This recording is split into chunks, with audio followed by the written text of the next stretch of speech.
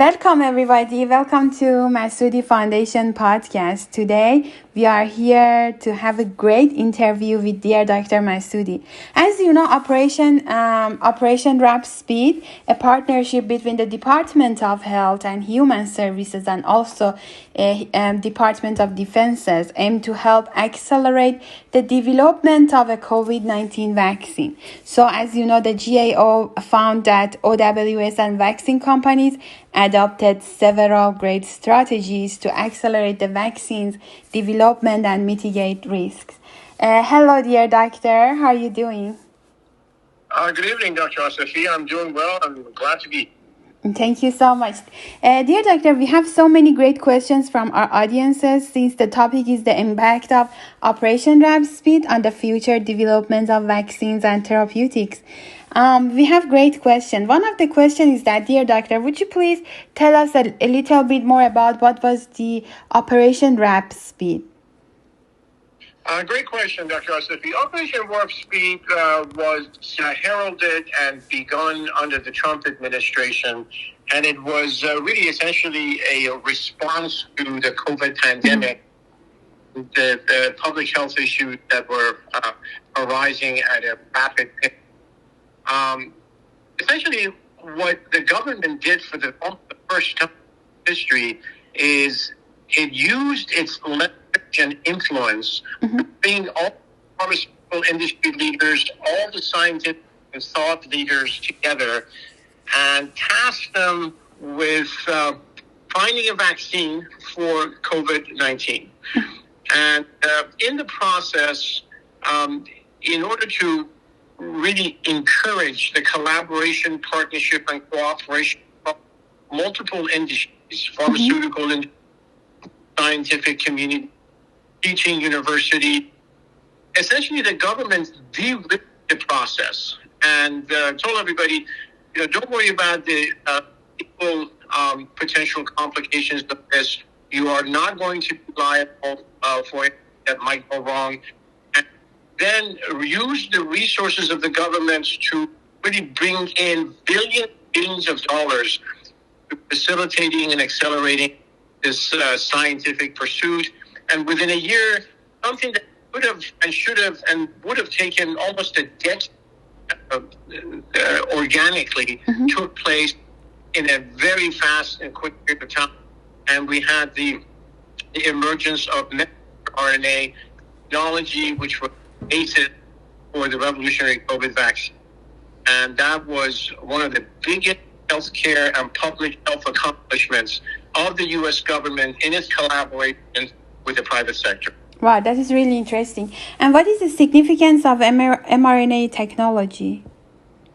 Well, messenger RNA technology essentially is a silver bullet, a very codified, specific way of recognizing foreign bodies, foreign invaders, whether it's viruses or bacteria, and it has really codified and disciplined our understanding of how we actually use this messenger RNA to in our immune system to recognize foreign antigen and rapidly produce T killer cells and antibodies that will go after the antigen and kill it.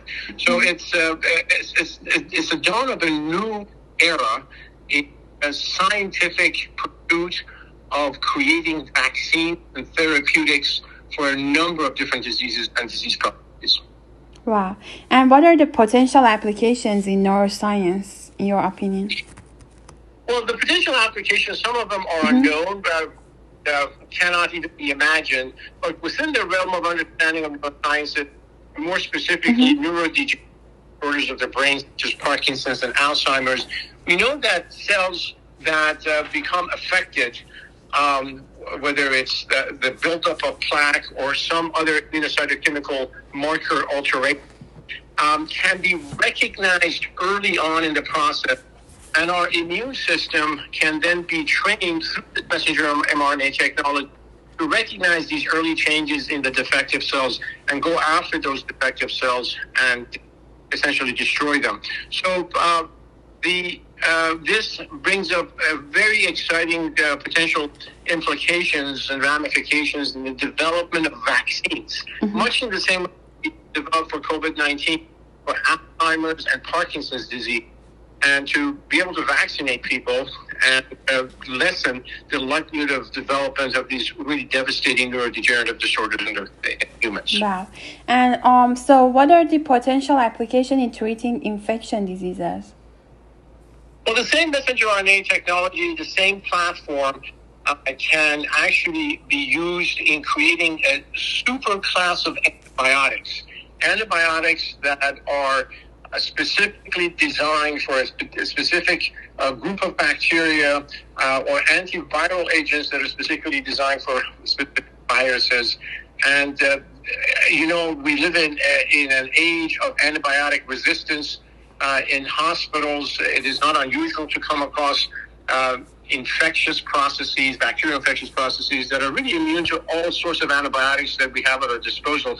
But this messenger RNA technology can really open the doors to the creation and invention and discovery of a huge new class of super antibiotics that essentially will wipe out bacterial resistance as we know it today, which has become really a thorn on our side and has become a huge challenge in medicine. Oh, great. In cancer treatment, what are the potential applications for that?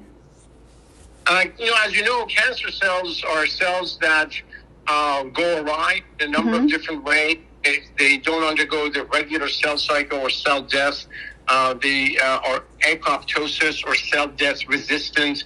And as such, they really express a lot of different cellular and subcellular markers that we can apply this messenger RNA technology to identify and use those messenger RNA pieces to train our immune cells to identify the cancer cells before they become clinically apparent. So this same messenger RNA technology can be used in the development of cancer vaccines, as well as more effective therapeutics once the cancer has been diagnosed in a patient.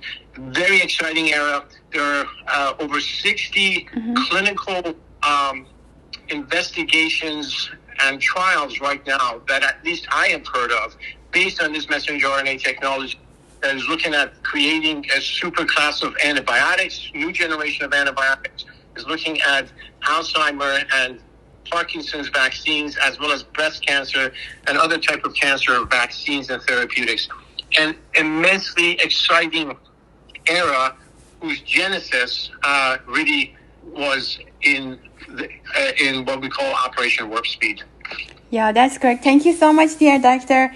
Massoudi. And also, as audiences know, advancement in vaccine technologies such as those discussed here will help shape the future of healthcare and will likely save many more lives from preventable diseases. Thank you so much, as always.